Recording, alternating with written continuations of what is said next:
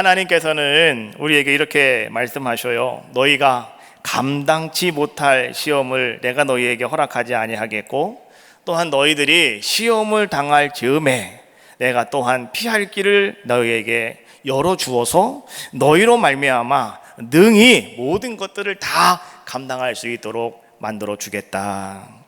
하나님께서 우리에게 주고 있는 말씀이에요. 하나님은 어떤 하나님이실까요? 우리는 늘 하나님을 고백을 하고 있는데요, 그 하나님에 대해서 고백을 할 때 우리는 한 가지를 더 생각하셔야 될 것이 뭐냐고 하면, 하나님은 오늘 우리에게 피할 길을 주시는 분, 우리에게 피할 길을 열어주시는 분, 그분이 누구시냐? 그분이 또한 우리 하나님이시다라고 하는 것을 오늘 성경은 우리에게 말씀해 주고 계시는 거예요. 피할 길, 여러분 오늘 이 신약 성경에 쓰여진 이 헬라어 이 원문에 보니까요, 이 단어는요 이렇게 쓰여 있습니다. 에큐바시스라고 하는 단어로 쓰여져 있어요. 이 에큐바시스라고 하는 단어는요 대략 두 가지의 의미를 가지고 있는데, 첫 번째는 무엇이냐고 하면, 진퇴양난의 길에 놓여 있을 때 어디론가 갈 수 없는 길이 그냥 꽉 막혀 있는 그러한 곳에 내가 딱 들어가 있을 때 갑자기 여러분들에게 피할 길이 열리는 것, 이것이요 바로 에쿠바시스라고 하는 첫 번째 뜻이고요. 또 두 번째 뜻은 무엇이냐고 하면, 군대가 전쟁을 나갔는데 다른 적군들에게 완전히 포위가 되어버리고 말았어요. 완전히 포위가 되어서 어떻게 도망갈 수도 없고 어떻게 할 수 없는, 완전히 이렇게 딱 포위가 되어 있는 상황 속에서 갑자기 피할 수 있는 통로가 열리는 것, 이것이 바로 오늘 피할 길이라고 하는 에쿠바시스라고 하는 그런 단어의 의미다라고 하는 거예요. 오늘 제가 왜 이런 이야기를 여러분들에게 하고 있냐고 하면, 여러분 우리의 인생이라고 하는 것이 바로 그런 것 같아요. 우리는 한 생애를 살아가다가 보면 정말로 우리가 감당하기 힘들고 어려운 시험을 우리들도 다 만날 때가 있더라라고 하는 것이죠. 정말로 여러분 진퇴양난이라고 말하는 것처럼 길이 꽉 막혀가지고요, 정말 내가 어디로 가야 할지를 알지 못하는 때도 우리에게 있고요, 또 그러다가 보니까 우리 낙심하게 되고 절망하게 되고 실망하게 되고, 그래서 우리는 말이죠, 이제 다 끝났다 라고 이렇게 우리가 먼저 그냥 성급하게 결론을 내릴 때도 우리의 인생 가운데는 있다라고 하는 것이죠. 그래서 우리는 그때마다 우리는 말이죠, 때때로는 하나님을 원망하기도 하고 불평하기도 하고, 때로는 우리는 부모님을 원망하기도 하고 불평하기도 하는 우리들의 모습이다라고 하는 것이죠. 여러분, 낙심하고 절망하는 경우도 우리의 인생 가운데는 반드시 있다. 그런데 오늘 성경은 우리에게 무엇을 말씀해 주고 있냐고 하면, 이렇게 말씀해 주고 계셔요. 하나님께서는 감당치 못할 시험은 여러분들에게 허락하지 않으십니다. 그리고 여러분의 삶이 사방팔방 다 막혀 있는 것 같이 보인다 할지라도 하나님은 여러분들에게 피할 길을 예비하여 주셨습니다. 여러분, 이것이 성경이 지금 우리에게 전해주고 있는 아주 강력한 메시지다라고 하는 거예요. 오늘 우리는요, 정말로 우리의 삶 속에서 여러분들이 실제적으로 그러한 경우 속에 있는 분도 아마 계실 수가 있어요. 여기를 보나 저기를 보나 사방이 다 막힌 것 같고, 내가 정말로 어두운 긴 터널 속에 들어와 있는 것 같고, 나는 끝없이 낭떠러지로 떨어지고 있는 것 같은 그러한, 그래서 탈출구가 없어서 말이죠, 어쩔까 고민하고 있는 그러한 분이 혹 오늘 예배드리는 여러분 가운데 있을 수도 있어요. 그러나 여러분, 한 가지를 기억합시다.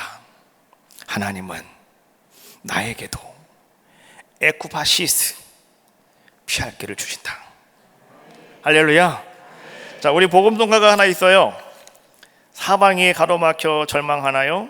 눈을 들어 하늘을 쳐다보세요. 끝없는 고난으로 울고 있나요? 눈을 들어 주님을 바라보세요. 이런 복음송가가 있는데, 한번 여러분 찬양하시면서 혹 여러분들의 삶이 그런 삶이라고 한다면, 내가 정말 주님을 바라보겠습니다. 오늘 나에게 피할 길을 주시는 그 하나님을 내가 만나고 싶습니다. 여러분, 한번 찬양하시면서 한번 여러분 속으로 간절하게 한번 기도해 보시고, 오늘 말씀 듣다가 오늘 여러분들에게 그러한 모든 문제가 해결되어지는 귀한 역사가 임하시기를 주님의 이름으로 축원합니다. 찬양합시다.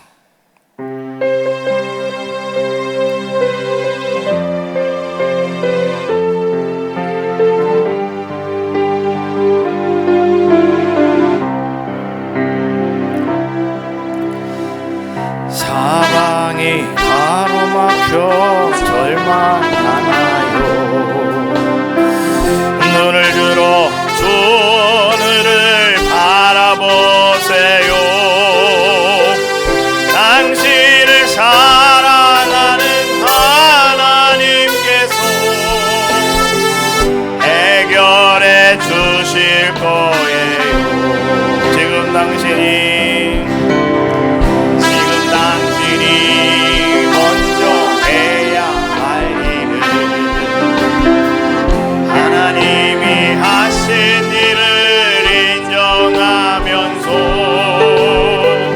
모든 것이 합력하여서 그를 믿고 따라가는 이 끝없는 고난으로 울고 있나요? 끝없는 고난으로 울고 있나요? 눈을 들어 주님을 바라보세. 당신을 창조하신 하나님께서 해결해 주십니다. 해결해 주실 거예요. 지금 당신이 먼저 해야 할 일은 당신이 먼저 해야 하나님을 신뢰하면서 하나님이 하신 일을 신뢰하면 모든 것이 합력하여서 늘 믿고 순종하는 일이죠. 할렐루야. 여러분, 바로 그겁니다. 오늘 여러분들이 사방에 꽉 막힌 것 같습니까? 그냥 눈만 감으면 눈물이 뚝뚝뚝뚝 떨어지고 있습니까? 지금 여러분들이 해야 할 일은 다른 게 아니에요. 눈을 들어 하늘을 바라보세요. 하나님이 하신 일을 여러분 인정하세요. 그리고 여러분 하나님을 신뢰하세요. 그러면 오늘 하나님이 여러분들에게도 놀라운 은혜를 허락하여 주실 줄로 믿습니다. 하나님께서 정말로 나에게 피할 길을 주시는 분이 하나님이시라고 그랬는데, 오늘 정말 내가 그런 상황 속에서 나도 그런 은혜를 경험하는 자가 되어야 되겠는데, 그러면 우리가 어떻게 그런 은혜를 맛보는 자가 될 수가 있겠는가? 오늘 바울은 그것을 우리에게 말씀해 주고 계셔요. 이것이 고린도전서 10장에서 우리에게 주고 있는 말씀입니다. 자, 바울은 네 가지를 이렇게 우리에게 권면하고 있어요. 첫 번째 7절에 있는 말씀입니다. 같이 한 목소리로 함께 합독합시다. 시작. 어떤 사람들과 같이 너희는 우상 숭배하는 자가 되지 말라. 첫 번째는요, 어떤 사람들과 같이 여러분은 우상 숭배하는 자가 되지 말라라고 말씀해 주고 계셔요. 여러분, 여기서 어떤 사람들은 누굴까요? 창세기 32장 말씀해 보니까 이스라엘 백성이 광야길을 걸어가고 있을 때 모세가 하나님 말씀을 듣기 위해서 시내산 꼭대기에 올라갔는데 안 내려와요. 40일 동안 하나님께서 모세를 꽉 붙잡고 있으니까 안 내려와요. 밑에 있는 사람들이 말이죠, 생각을 합니다. 모세가 죽었다. 모세가 저기 올라가 죽었나 보다. 그럼 우리가 어떻게 할까? 우리가 여기까지 왔으니 가긴 가야 되겠는데, 그럼 어떻게 할까? 우리의 신을 만들자. 그래서 그들이 말이죠, 있는 모든 금붙이를 다 갖다가 불에 집어 당겼대요. 그랬더니 거기서 송아지가 푹 튀어나왔대요. 그것이 금송아지입니다. 내 얘기가 아니고 성경에 그렇게 써 있어요. 금을 갖다가 집어넣었더니 송아지가 푹 튀어나왔다. 그래서 금송아지다. 그래서 사람들이 금송아지를 갖고 막 그들이 말이죠, 이것이 우리 하나님이라고, 이것이 우리를 이 애굽에서 출애굽시킨 바로 우리 하나님이라고 그들은 그렇게 금송아지 신앙을 가지고 말이죠, 그들이 거기서 막 노래하고 춤춘 자들의 모습이었다라고 하는 것이죠. 하나님께서 그걸 보시고 어떻게 하셨어요? 하나님이 진노하셨죠. 그래서 하나님께서는 그날 그곳에 모여서 금송아지를 들고 경배하던 사람들 3,000명을요 레이지파 사람들을 통해서 다 하나님은 없애버리셨다. 어떤 사람들이 바로 그 사람들이에요. 여러분, 어떤 사람들은 다른 사람이 아니라 오늘 우리들의 모습과 똑같다라는 것을 얘기하고 있는 거예요. 두 번째, 자, 바울은 뭐라고 얘기합니까? 8절에 있는 말씀입니다. 같이 읽어봅시다. 시작. 어떤 사람들이 음행하다가 3,000명이 죽었나니 그들같이 음행하지 말라. 어떤 사람들이 음행하다가 3,000명이 죽었다. 너희도 그렇게 음행하지 말아라. 음행해서는 안 된다라고 하는 것을 말씀해 주고 계시는 것이죠. 어떤 사람들은 누구냐? 민수기 25장 말씀해 보니까 이스라엘 백성이 가다가 시딤이라고 하는 곳에 머물게 되었는데요, 거기서요 모함 여인들이요 바할 브리올이라고 하는 축제를 엽니다. 자기들의 신 앞에 가가지고 말이죠, 막 예사를 드리면서 이상한 짓을 하는 거예요. 근데 이스라엘 남자들을 꼬셔가지고 말이죠, 거기 축제에 와가지고 같이 막 이상한 짓을 많이 했단 말이죠. 하나님께서 말이죠, 또 그걸 보시고 하나님이 또 진노하셨죠. 그래서 하나님이 어떻게 하십니까? 전염병을 내리셔갖고 말이죠, 그곳에서 사람들 23,000명이 죽게 되어지는 뭐 이러한 또 징계가 나타나게 되었다. 바울은 세 번째로 이야기합니다. 9절에 있는 말씀 같이 읽어봐요. 시작. 어떤 사람들이 주를 시험하다가 뱀에 멸망하였나니 그들같이 시험하지 말라. 주님을 시험하다가 뱀에 물려 죽었답니다. 자, 그럼 어떤 사람들은 또 누구냐? 여기서 민수기 21장 말씀해 보니까 이 또한 이스라엘 백성들을 이야기해 주고 있는 거예요. 이스라엘 백성이 광야길을 걸어갈 때 정말로 그들 하나님께서 만나와 또 그들이 목마르면 물을 주셨는데 말이죠, 그럼에도 불구하고 이스라엘 백성들은 계속해서 불평하고 원망했습니다. 여러분, 불평하고 원망하는 것은 무엇이라고 성경은 말씀해 주고 있느냐? 그것은 하나님을 시험하는 것이라고 말씀해 주고 있는 거예요. 그래서 하나님은 어떻게 하셨다고요? 오늘 하나님을 시험하는 그 사람들에게 하나님은 불뱀을 풀었다. 그래서 많은 사람들이 불뱀에 물려 죽는 사람도 있었고요, 고통당하는 사람도 있었다.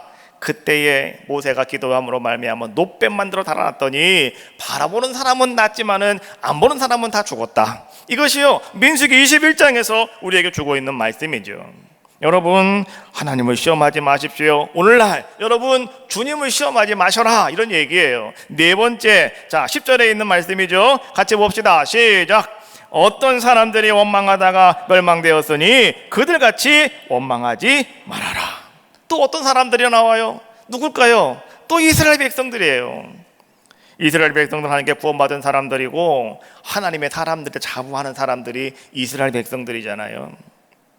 그들은 어떤 사람들이었습니까? 민수기 16장 말씀해 보니까 고라 일당이 말이죠, 하나님의 심판을 받아가지고 땅이 문을 열어가지고 다 사람들을 그냥 땅속으로 그냥 집어넣고 말았네요.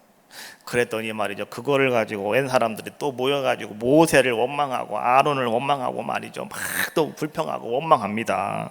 그래가지고요 여러분, 하나님께서 그 사람들 외에 추가로 여러분 14,000명을 하나님이 더 심판하셨다, 더 하나님이 죽게 만들었다 라고 하는 것이 민수기 16장에서 우리에게 주고 있는 말씀이에요.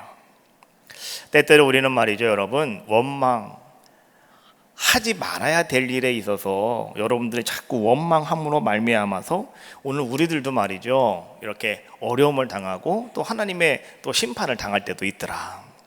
고린도 교회는 말이죠 여러분, 이 고린도 교회 영적인 지도자가 누구였느냐? 바로 사도 바울이었습니다. 그런데 그 고린도 교회 안에 바울을 원망하는 무리들이 있었어요. 이 사람들은 어떤 사람들이었냐고 하면 바울이 그들에게 이렇게 말합니다. 여러분들은요 우상의 축제 장소에 가지 마십시오. 여러분들은요 그 자리에 참여하면 절대로 안 됩니다 라고 바울이 이렇게 선포를 하고 그렇게 이야기를 했는데요, 오늘 그들은 이렇게 말을 합니다. 아니 왜 그것에 대해서 자꾸만 왜 우리를 창간을 하냐고, 우리의 마음대로 우리가 좀 살아가야 되겠는데 왜 바울이 자꾸 그거 이야기하고 있느냐고 라고 하면서 말이죠, 바울을 자꾸 불평하고 원망하는 그러한 모습이었다라고 하는 것이죠. 그래서 바울은 오늘 그들을 향해서 오늘 바울은 무엇을 얘기합니까? 이렇게 얘기하는 거예요. 저희 중에 어떤 사람들이 원망하다가 멸망시키는 자에게 멸망당하였나니 너희는 저희와 같이 원망하지 말아라. 여러분, 오늘 하나님께서 우리에게 피할 길을 주시는 분이 하나님이시라고 그랬는데 그 피할 길을 하나님께로부터 인도함 받을 수 있는 사람들이 어떤 사람들이냐? 오늘 네 가지, 바울이 말한 네 가지, 여러분 이것을 여러분들이 잘 지키며 여러분들이 거기서 잘 피해나갈 수 있는 그런 사람들이 되어질 때 바로 그 사람이 여러분 피할 길을 주시는 하나님의 은혜를 경험할 수 있는 사람이라고 오늘 사도 바울은 말씀해 주고 계신다라고 하는 거예요.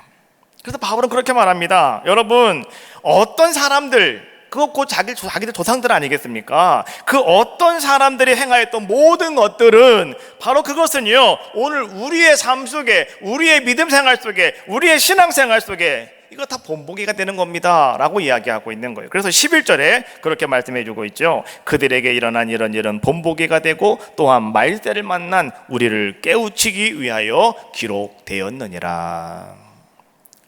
여러분, 우리는 어떤 삶을 살아가야 될까요?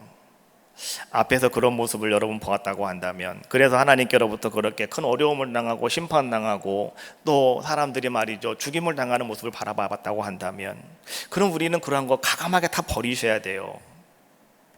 네 가지 여러분 아시죠? 우상을 숭배하지 마세요. 두 번째, 음행하지 마세요. 세 번째, 시험하지 마세요. 하나님 주님 시험하지 마시라고요. 네 번째, 원망하지 마시라고. 이 네 가지가요 여러분에게 있으면 안 돼요. 여러분 그거 다 피하셔야 돼요. 그리고 여러분 자신을 잘 지키시라고요. 그러면 하나님께서 여러분을 인정해 주신다는 거예요. 그리고 하나님이 어떻게 하신다? 오늘 여러분들과 함께 하시는 귀한 삶이 되어진다. 우리가 성경을 볼 때 아브라함도 참 중요하고요, 야곱도 참, 이삭도 참 중요한데요, 더 중요한 사람이 누군지 알아요? 야곱이에요. 어찌 보면 아브라함이 제일 중요한 것 같잖아요. 근데 아니에요 여러분. 야곱이 제일 중요한 사람이에요. 여러분, 야곱이 외삼촌 집에 가서 20년을 살다가 이제 돌아오게 됩니다. 돌아오면서 그는 하나님 앞에 기도해요. 하나님, 우리 형이 나를 죽이려고 하는데요, 하나님 도와주세요. 그래서 하나님께서 그래 내가 너 도와줄게. 그래서 말이죠, 이제 야곱이 자기 형을 만났지만은 자기 형과 끌어안고 막 울었대요. 다 문제가 풀려버렸어요. 그런데 야곱은 그 하나님의 역사하심 속에서 그는 어떻게 하느냐, 빨리 베델로 올라가서 예배를 드려야 되는데요, 그렇지 않고 그냥 세검 땅에 머물렀대요. 우리간을 짓고 집을 짓고 그 다음에 마지 못한 할배 제사를 드리고. 그래서 그는 거기서요 큰 어려움을 당해요. 아픔을 당해요. 야곱은 이제 그 고통과 아픔과 어려움 속에서 그는 다시 한번 결단을 해요. 식구들을 다 불러 모으고, 안 되겠다, 우리 올라가자. 하나님이 우리에게 말씀하신 그곳으로 빨리 올라가자. 베델로 올라가자. 너희 중에 우상 단지가 있느냐, 너희 중에 잘못된 거 다 구하라. 다 갖다가 말이죠 상수령 다 갖다 파묻어 버렸대요. 그리고 일단은 아무것도 없는 상태로 이스라엘 백성들을, 자기 자손들을 데리고요, 야곱은 베델로 올라갔어요. 베델로 올라가서 그는 하나님 앞에 제단을 쌓고 예배를 드리면서 야곱은 어떤 모습을 결단했냐고 하면, 하나님, 이제부터는 내가 정말로 오직 하나님 중심으로 살아가겠습니다. 내가 지금까지 내 꾀로 살아왔어요. 내 능력으로 살아왔어요. 내 경험으로 살아왔어요. 그런 하나님, 이제부터 내가 다 내려놓고요, 정말로 오직 내가 하나님 중심으로만 내가 살아가겠습니다. 이것이 야곱의 결단이었어요. 그것이 베델에서 하나님께 제단을 쌓고 예배하는 야곱의 모습이었어요. 그런데 말이죠, 그 가나안 땅에 흉년이 찾아왔어요. 기근이 찾아왔어요. 먹을 것이 없습니다. 소식을 듣다가 보니까요, 애굽 땅에는 먹을 것이 많대요. 그래서 사람들이 애굽에 가서 먹을 걸 사온다는 거죠. 그래서 야곱도 하는 수 없이 자기 아들들을 애굽 땅으로 보냅니다. 가서 음식을 좀 구해오라고요. 그래서 이제는 그 아들들이 애굽 땅에 음식을 구하러 갔다가 그곳에서 누구를 만나게 됩니까? 요셉을 만나게 되는 것이었고, 야곱은요 그의 인생 130년을 살아오면서, 야곱은 정말 그의 130년의 인생 가운데 꿈과 같은 놀라운 현실을 그는 맞이하게 돼요. 꿈과 같은 일을 그는 경험하게 돼요. 그것이 뭔지 아십니까? 죽었다고 생각되었던 아들 요셉이가 살아있대요. 그리고 살아있는 것뿐만이 아니라 그 요셉이가 말이죠, 애굽의 총리가 되어 있대요. 또 그것뿐만이 아니라 그 요셉이가 지금 아버지를 찾고 있대요. 할렐루야. 여러분, 꿈 같은 얘기입니다. 이거는요, 이 야곱의 인생에 있어서 130년의 인생을 살아오면서 오늘 정말로 야곱은 늘 꿈꾸며 살아왔어요. 내 아들 한번 보고 싶다, 얼굴 한번 보고 싶다, 내 아들, 내 아들. 그런데 그 꿈 같은 이야기가, 현실이 지금 야곱의 눈앞에 펼쳐지고 있더라라고 하는 것이죠. 아버지 요셉이가 살아있어요. 아버지 요셉이가 애굽의 총리가 됐어요. 아버지 요셉이가 아버지 모셔오래요. 근데 야곱은 그 말을 믿을 수가 없어요. 왜? 꿈 같은 이야기니까. 그런데 말이죠, 이 야곱이가 그 이야기를 믿게 되는 계기가 한 가지가 있었습니다. 뭐냐고 하면 창세기 45장 27절에서 이렇게 말씀해 주고 계시는데, 자, 한번 같이 한 목소리로 한번 읽어봅시다. 시작. 그들이 또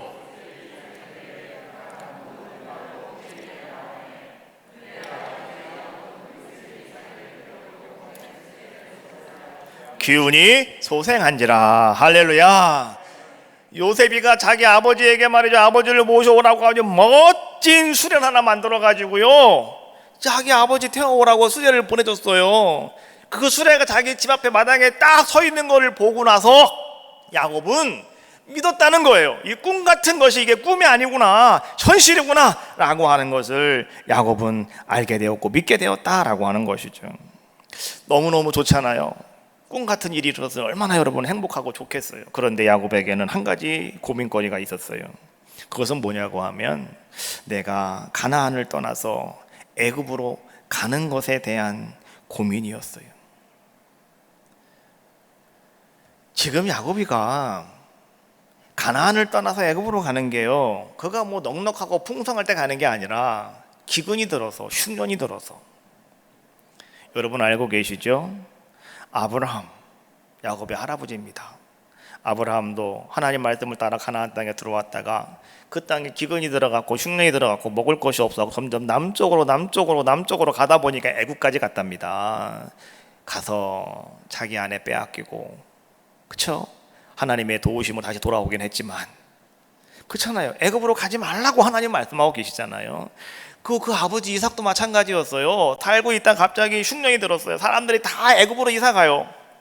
그래서 이삭도 말이죠, 식구를 데리고 말이죠, 이제 어떻게 하는 겁니까? 내려가다가 이제는 경계선까지 왔어요. 그랄이라고 하는 지점에 왔어요. 여기 넘어가면 이제 애굽 땅이에요. 근데 거기서 하나님께서 이삭에게 찾아와서 하시는 말씀이, 이삭아, 너는 여기 머무르면 안 될까라고 말씀하셔요.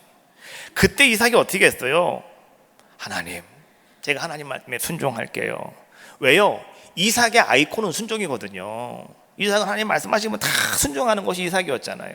그래가지고 이삭은요, 안 내려가고 그랄에 머물렀어요. 성경이 뭐라고 말합니까? 흉년의 때에 이삭이 거기서 농사하여 100배의 결실을 얻었고 마침내 그가 거부가 되고 창성하게 되었다. 성경이 우리에게 주고 있는 말씀이에요. 그런데 말이죠, 지금 이 흉년의 때에 또 지금 야곱이가 가나안 땅을 떠나게 되어지는 상황이 나타나게 되었다, 이런 이야기죠. 기쁜 건 기쁜 거지만, 그러나 야곱은 그것이 한 가지 자기의 고민거리였다라고 하는 것이죠. 그래서 어떻게 할까 야곱은 그것 때문에 고민하고 있죠. 그래서 야곱은 말이죠, 먼저 어떻게 합니까? 자기 아들이 수레를 보내왔더니 타고서 가긴 가야 되겠는데, 그래서 내가 먼저 가야 될 곳이 있다라고 생각을 하고, 야곱은요, 식구들을 다 이끌고 어디로 올라가느냐, 부엘세바라고 하는 곳으로 올라갔어요. 창세기 45장 46장 1절에 있는 말씀인데 이렇게 말씀해 주고 계셔요. 이스라엘은 야곱입니다. 야곱이 모든 수유를 이끌고 떠나 부엘세바에 이르러 그의 아버지 이삭의 하나님께 희생 제사를 드리니, 부엘세바에 올라가서 하나님 앞에 희생 제사를 드렸다, 번제를 드렸다, 이런 얘기예요. 하나님 앞에 온 마음을 다하여 그는 예배하였다, 이런 얘기예요. 그럼 여러분, 그 부엘세바라고 하는 곳이 어떤 곳이길래 오늘 야곱이가 지금 그곳에 올라가서 이렇게 제사를 드리고 있을까요?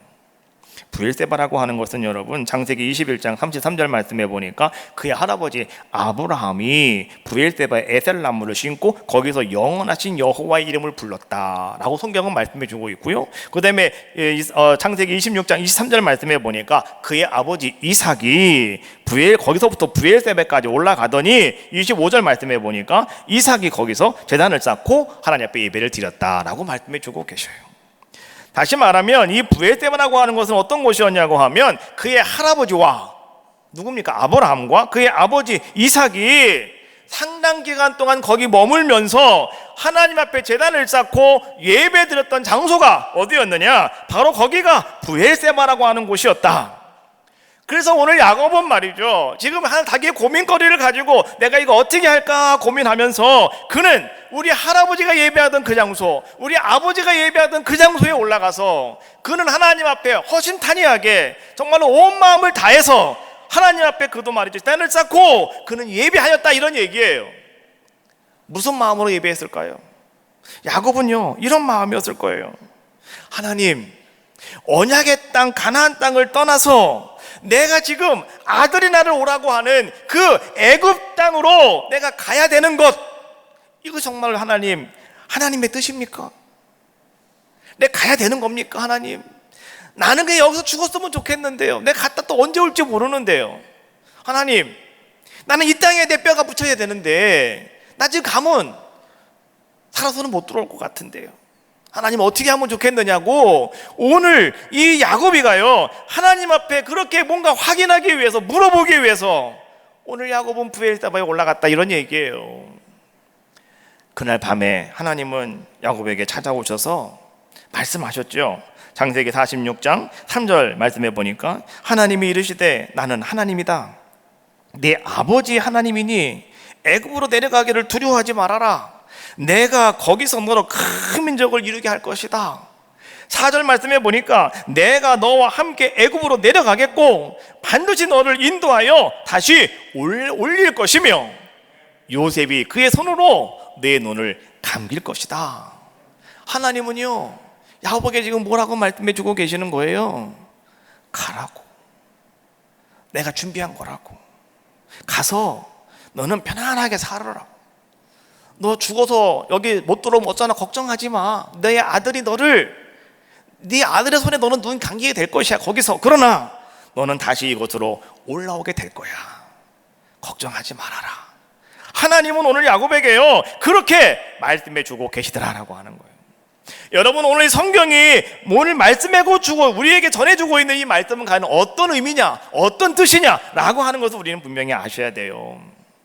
여러분, 오직 하나님만을 신뢰하고 오직 하나님만을 의지하고 살아가던 야곱에게 하나님께서는요, 흉년의 때를 맞이하였을 때 하나님은 그에게 피할 길을 허락하여 주셨고 하나님은 그를 인도하여 주셨다.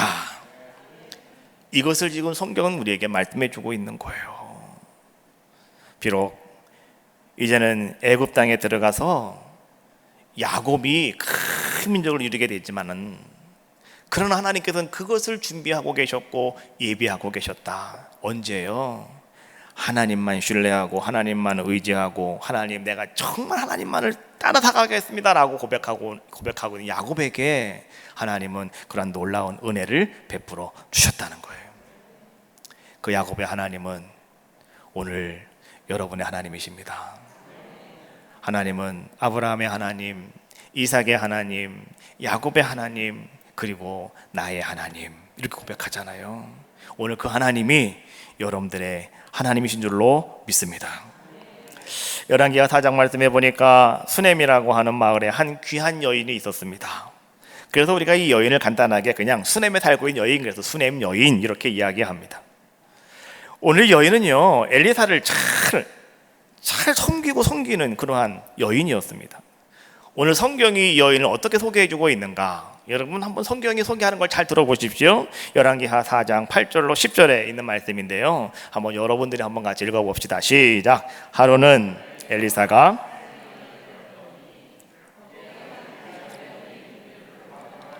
음식을 먹게 하였으므로 엘리사가 그곳을 지날 때마다 음식을 먹으러 그리로 들어갔더라. 여인이 그의 남편에게 이르되 항상 우리를 지나가는 이 사람은 하나님의 거룩한 사람인 줄을 내가 아노니 청하건대 우리가 그를 위하여 작은 방을 담 위에 만들고 침상과 책상과 의자와 촛대를 두사이다. 그가 우리에게 이르면 거기에 머물리이다 하였더라.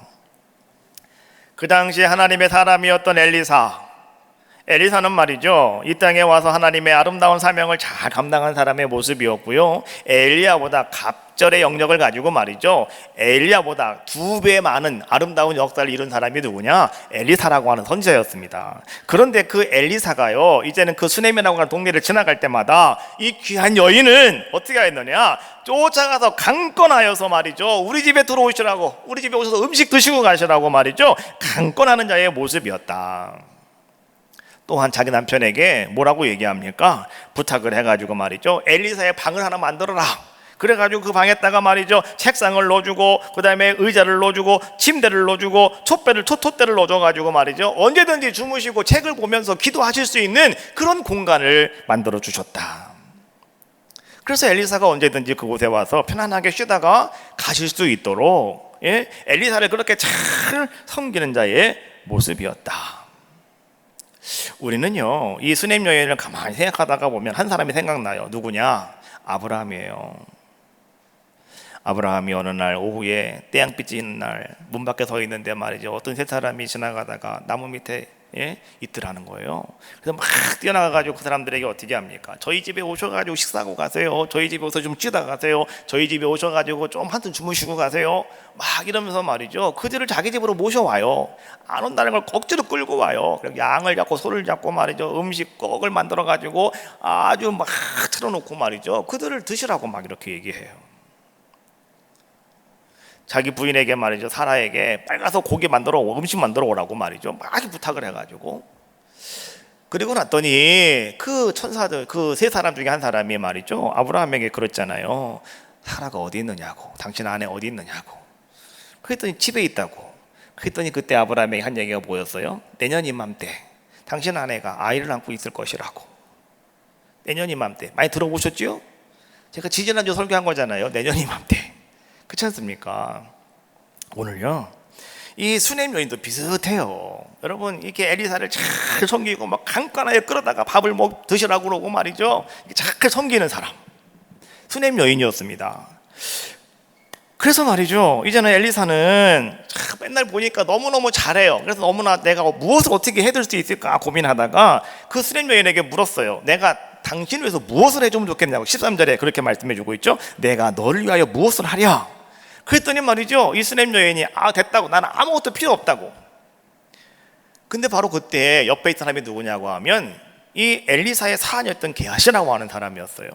게하시는 지난주에 얘기했잖아요. 그렇지 않습니까? 게하시, 그 게하시가 옆에서 뭐라고 얘기합니까? 이 여인은요, 아들이 없어요. 그리고 이 아이는 남편이 지금 많이 늙었어요. 이게 무슨 얘기냐고 하면 이 집에는 애가 없는데 남편이 아기를 낳기 못할 것 같다, 이런 얘기예요.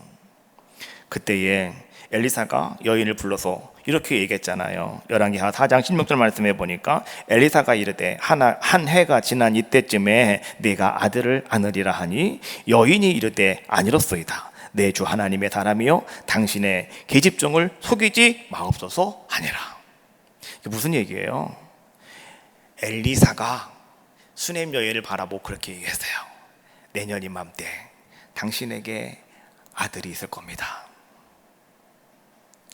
하나님이 아브라함에게 말씀하시는 것 같이 내년 이맘때 사라가 아이를 안고 있을 것이다 라고 말씀을 똑같이 엘리사가요 수넴 여인에게 말씀하셨어요. 내년 이맘때 당신에게 아들이 있을 것이라고. 오늘 그 말씀이 말이죠, 자 여러분, 정말 이루어졌을까요? 안 이루어졌을까요? 17절 말씀해 보니까 이렇게 말씀해 주고 있어요. 여인이 과연 잉태하여 한 해가 지나 이때쯤에 엘리사가 여인에게 말한 대로 아들을 낳았다. 무슨 얘기예요? 말씀대로 됐다라고 하는 것을 말씀해 주고 계시는 거예요. 여러분, 여러분들에게도 이런 은혜가 임하시길 주님의 이름으로 축원합니다. 잘 섬기고 여러분 열심히 하나님 앞에도 열심히 주의를 잘 감당하시면 하나님이 내년 이맘때 여러분들에게도요 가장 마음에 중요한, 가장 여러분 소원하고 계시는 그 소원을 내년 이맘때 하나님은 여러분들에게 허락하여 줄 줄로 믿습니다. 아기를 낳고 싶으신 분들은요, 오늘 나도 하나님 그런 은혜를 주십시오 하면 내년 이맘때 분명히 아들 안고 교회 옵니다. 아멘을 안 하시네요. 여러분은 안 낳아도 여러분 자녀들은 낳아야 될 거 아니에요. 그럼 크게 아멘을 하셔야죠. 안 그렇습니까? 그렇잖아요. 뭐 여하튼 간에 여러분, 이런 놀라운 은혜가 그의 가정에 임하게 되었더라. 그런데 말이죠, 또 여러분, 좋은 일이 있으면 항상 어려운 일이 생기는 거 아니겠습니까? 갑자기 잘 놀던 아이가 말이죠, 갑자기 죽었어요. 깜짝 놀라가지고 말이죠, 그 남편과 그 다음에 여인이 말이죠, 어찌할 바를 알지 못하고 말이죠, 막 그냥 그러고 있는데, 근데 그 여인이 말이죠, 여러분, 그 아이가 죽었으면 빨리 병원에 가서 아니면 의원을 찾아가서 어떻게 조치를 해야 될 거 아니겠습니까? 그런데 말이죠, 오늘 이 여인이 어떻게 하고 있는가? 여러분, 열왕기하 4장에 있는 말씀을 쭉 보면은 말이죠, 4장에 있는 말씀이죠. 쭉 보면은 그 여인이 움직이는 동선을 성경은 우리에게 잘 보여주고 있어요. 이 여인이 어떻게 지금 움직이고 있는가, 이것을 보여주고 있어요. 여러분, 그 여인이 어떻게 움직이는지 알아요? 병원에 가고 의원 찾아간 것이 아니라 그는 엘리사를 찾아가요. 엘리사 가까이 있는 것도 아니었어요. 멀리 있었어요. 거기까지 찾아가가지고 말이죠, 엘리사에게 이야기합니다. 큰일 났다고, 내 아들이 죽었다고. 그랬더니 엘리사가 어떻게 합니까? 게하시를 불러가지고 너는 이 지팡이를 들고 빨리 그 아이에게로 가라. 가다가 누가 너에게 말을 시켜도 대꾸도 하지 말고 쳐다보지도 말고 너는 이거 가지고 빨리 가서 그 아이에게 이 지팡이를 올려놓아라 그랬잖아요. 그래서 게하시는 가서 그대로 했습니다. 근데 아이가 아직은 살아나지는 않았잖아요. 근데 엘리사가 곧바로 와가지고요, 엘리사가 그 아이를 침상에 올려놓고 위에 올라가서요, 코는 코대로, 입은 입에, 귀는 귀는, 눈은 눈과 눈을 맞추고 그 하나님 앞에 간절히 기도했대요. 그리하였더니 하나님께서 그 아이를 살려주신 줄로 믿습니다. 이런 놀라운 은혜를 오늘 이 수넴 여인은 경험하게 되었더라라고 하는 거죠. 여러분, 그러던 어느 날 엘리사가 이 여인을 불렀어요. 그리고 엘리사가 여인에게 이렇게 말합니다. 열왕기하 8장 1절 말씀해 보니까 너는 일어나서 네 가족과 함께 거주할 만한 곳으로 가서 거주하라. 여호와께서 기근을 부르셨으니 그대로 이 땅에 7년 동안 임하리라 하니. 이게 무슨 얘기예요? 엘리사가요, 놀라운 비밀을 지금 얘기하고 있는 거예요. 하늘의 비밀을 이 여인에게 알려주고 있는 거예요. 이제 앞으로 7년 동안 이 땅에 기근이 들 거야. 그러면 너와 남편과 아이가 살기 힘들어. 그러니까 너 식구들과 함께 살만한 곳으로 잠깐 옮겨. 거기 가서 7년만 살다가 다시 돌아와 라고 엘리사가요, 오늘 이 수넴 여인에게 이야기해주고 있더라라고 하는 것입니다. 수넴 여인은 어떻게 했다고요? 열왕기하 8장 2절 말씀해 보니까 여인이 일어나서 하나님 사람의 말대로 하여 그의 가족과 함께 가서 블레셋 사람의 땅에 7년을 우거하다가 라고 말씀해 주고 있어요. 그 말씀에 순종해서 오늘 여인은 자기 남편과 아이를 데리고 블레셋 땅으로 가가지고요, 거기서 7년 동안을 살다가 돌아왔다라고 하는 것이 8장에 계속 이어지는 하나님의 말씀이에요. 여러분, 오늘 이러한 이야기를 통해서 하나님께서 또 우리에게 강조하시는 이야기가 있어요. 그것이 무엇이냐? 그것은 오늘 바울이 얘기한 고린도서 10장 13절에 있는 말씀이에요. 시험 당할 즈음에 또한 피할 길을 내사 너희로 능히 감당하게 하시느니라. 하나님은 그런 분이시라는 거예요. 오늘 여러분들이요, 하나님을 그렇게 신실하게 믿고 하나님 앞에서 열심히 충성하며 하나님만을 따라가고 하나님만을, 오직 하나님만을 의지하고 살아가시면 하나님은 시험 당할 즈음에 여러분들로 피할 길을 열어주시는 분, 피할 길을 예비해 주시는 분, 그리고 능히 모든 것들을 감당하게 하시는 분, 그분이 누구시냐? 그분이 바로 우리 하나님이시다라고 하는 것을 말씀해 주고 계시는 거예요.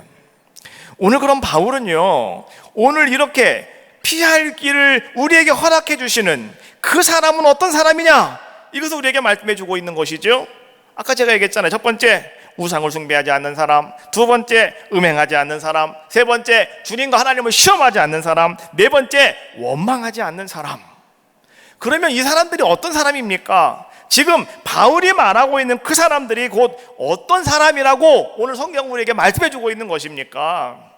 바로 그들이요, 그런 사람이 오늘 구약시대에 야곱과 같이 오직 하나님만을 붙잡고 내가 살아가겠습니다 결단하는 사람, 그리고요 정말 꿈 같은 기쁜 소식, 아들이 살아있고 그 아들이 애굽의 총리다라고 하는 말에도요, 그냥 신발 벗어진 게 글로 달려가는 것이 아니라 부엘세바에 올라가서 하나님 비단을 쌓고 하나님께 기도하며 하나님을 신뢰하는 그 사람, 그 사람이요, 오늘 바울이 말하는 그 사람들의 모습이다라고 하는 것을 이야기해 주고 있는 거예요.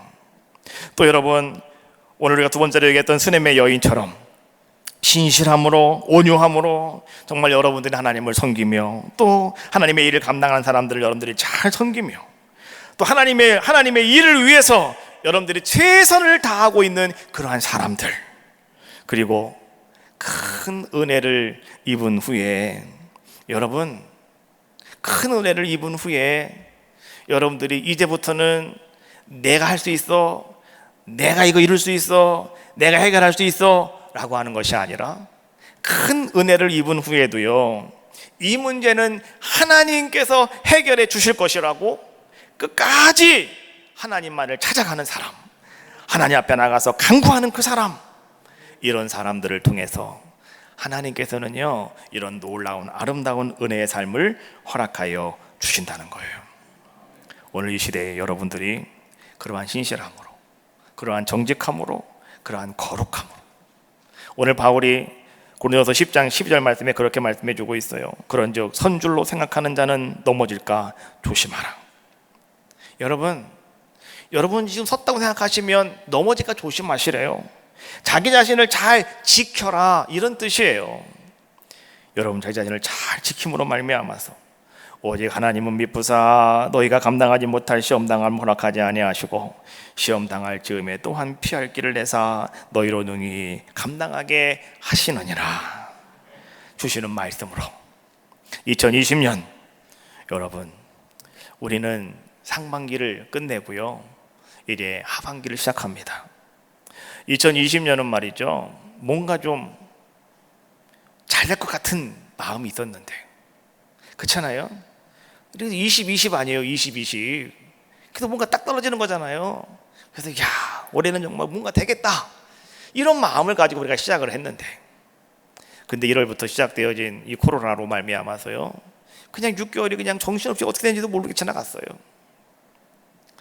그러나 여러분, 이렇게 어렵고 힘들 때 하반기에는 하나님이 우리와 함께 하실 것이고, 특별히 하나님께서 여러분의 삶의 주관자가 되어 주셔서 정말로 우리가요, 정말로 여러분들이 어려움을 당할 것 같은, 정말 여러분들이 시험 당할 것 같은 그런 즈음에 하나님이 여러분들을 붙잡아 끌어내시고 여러분들로 말미암아 피할 수 있는 아름다운 길로 여러분들을 인도하시는 아름다운 귀한 시간이 여러분들의 가정과 여러분들의 사업장과 여러분들의 자녀들과 여러분들의 인생에 임하시기를 주님의 이름으로 축원합니다.